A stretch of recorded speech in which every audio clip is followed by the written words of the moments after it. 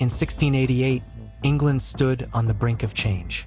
The country, once divided over religion and politics, would soon be thrust into a revolution that would reshape its future. A revolution that would not spill a single drop of blood, yet it would transform the monarchy forever. King James II, a Catholic monarch, sat on the throne of Protestant England. His reign was marked by growing unrest, a religious divide, and the fear that his policies might lead England back to Catholicism after decades of Protestant rule. James II, a man of stubborn will and strong Catholic beliefs, was not well liked by his Protestant subjects. England had long been a Protestant nation, but James's policies and his open favoritism toward Catholics stirred deep resentment.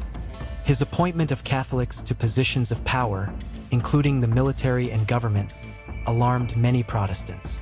Fear spread that James would attempt to undo the Protestant Reformation and restore Catholicism as the dominant faith in England. This fear intensified when he openly declared his Catholic faith. In the halls of Parliament, resistance to James was growing. Whispers of rebellion and dissatisfaction were shared by members of Parliament, religious leaders, and even the military. But it wasn't only his religious policies that stirred anger.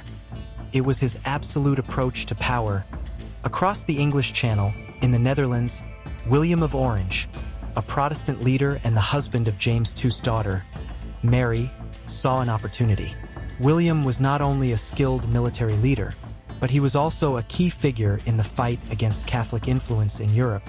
Mary, daughter of James II and a devout Protestant, found herself torn between loyalty to her father and the religious fate of her country. But as the situation grew worse, she and William realized that the survival of Protestantism in England would hinge on a bold move: the removal of James from power. William and his advisors knew that to take the throne, they would need more than just military might. They would need the support of the English people, Parliament, and the military. They also had to ensure that their invasion would be swift and bloodless. In England, a small group of Protestant nobles, disillusioned with James and his growing authoritarianism, sent an urgent invitation to William of Orange. They offered him the crown in return for restoring Protestant rule and limiting the power of the monarchy. This invitation to William became a pivotal turning point. It was a clear signal that a sizable faction of England was ready to support an invasion to dethrone James. It was not just about politics or religion anymore.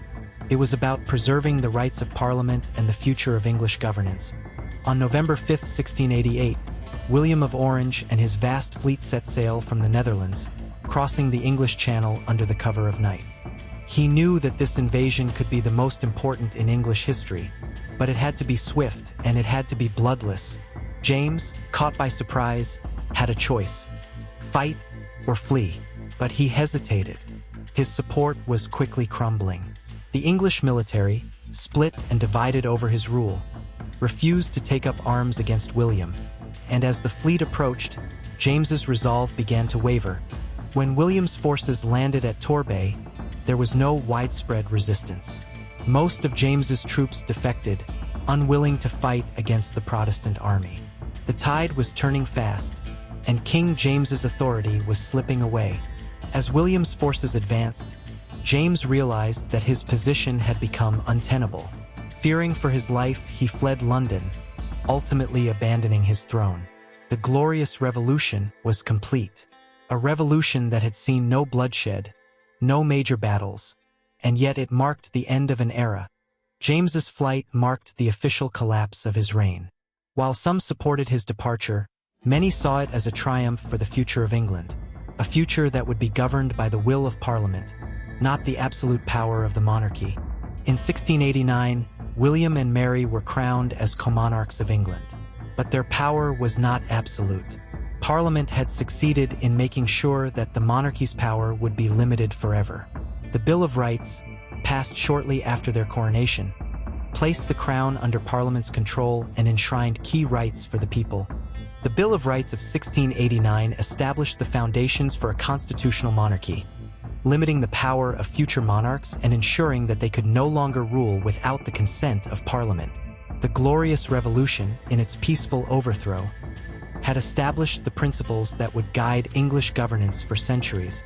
The Glorious Revolution of 1688 was not just a political victory. It was the dawn of a new era in English history.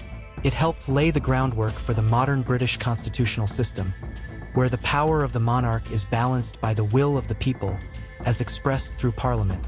In the end, what was won was not just a throne, but the very essence of what it means to govern with consent, to respect the rights of citizens, and to recognize that even a king or queen must answer to the people. Thank you for watching. Be sure to like, share, and subscribe for more incredible stories from history.